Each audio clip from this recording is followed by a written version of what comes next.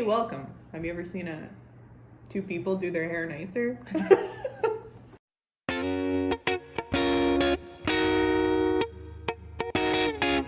Welcome to another tutorial straight from this table.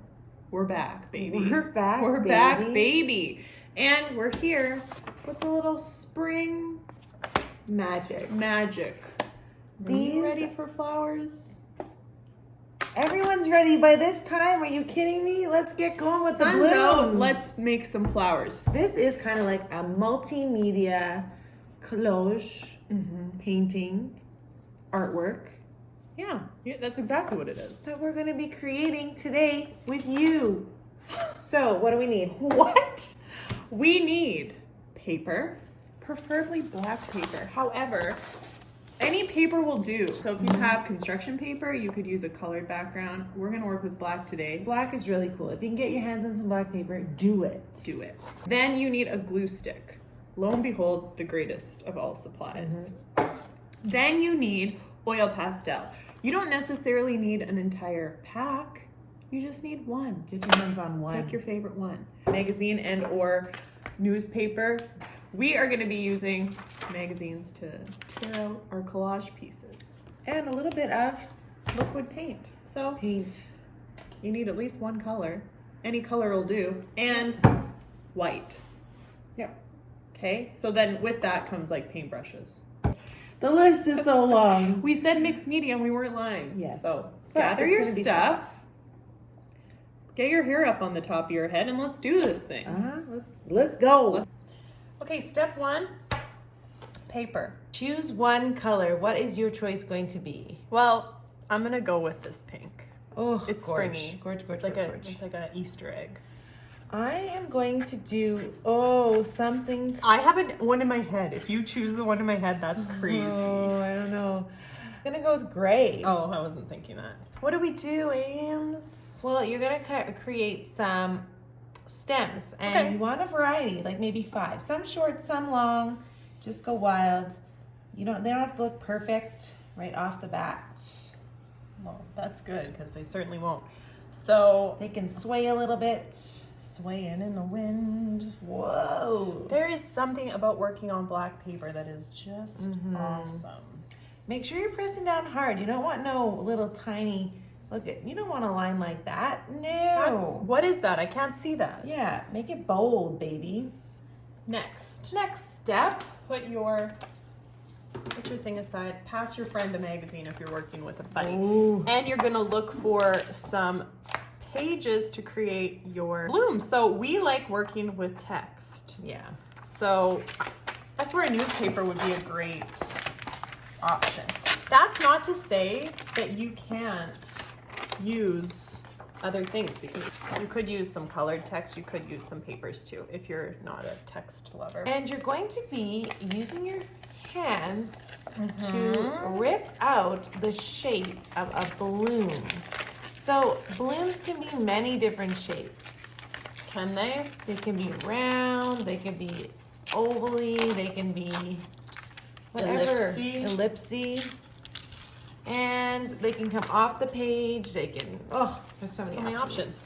It's nice to not have to use scissors. Oh, Give scissors a break. Scissors are on vacay in the junk drawer. yeah.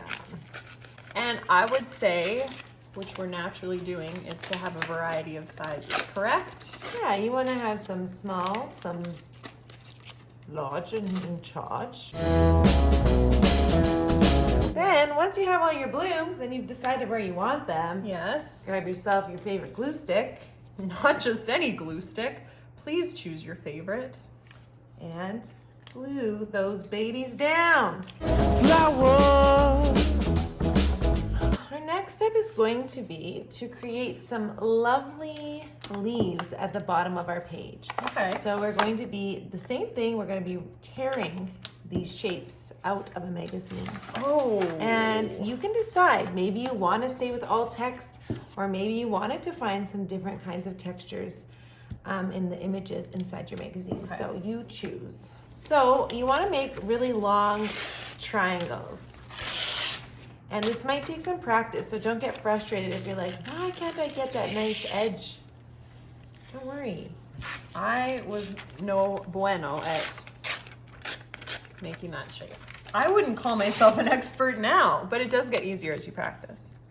Now, you may find that your leaves overlap, or maybe you can stick them underneath the flower. If you can just lift up the edge of your flower here and stick it underneath. I mean, you can arrange your leaves however you want. Here today, vanish in the wind.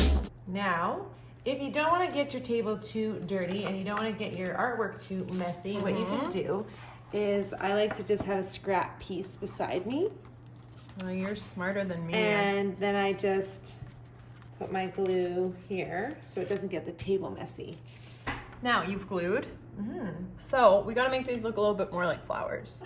Centers. I'm kind of regretting my choice of color. I don't think you need to be married to the color because look at this one. It did brown on the inside and pink on the outside. So, but anyway, you're going to make centers on your flowers. They ain't got to be perfect. I'm gonna go over my gray with the blue. And oh wow, they look really cool together actually. Yeah. That's nice. What we're gonna do is we're gonna outline everything we just put down in paper. So we're outlining our collage pieces with that same color you've been using. Or if you are like Amy, you're doing a double. So every leaf, every bloom, go back over and press down hard. This is a little bit of a workout, okay? Upper bod. So you better run, move fast like. I mean, we have to say this. This is such a nice little project to do as like a gift for somebody, a little card. You can make this miniature and put it on a card and give it away. Totally. Art is so nice to make and it's such a joy to share. That is really true.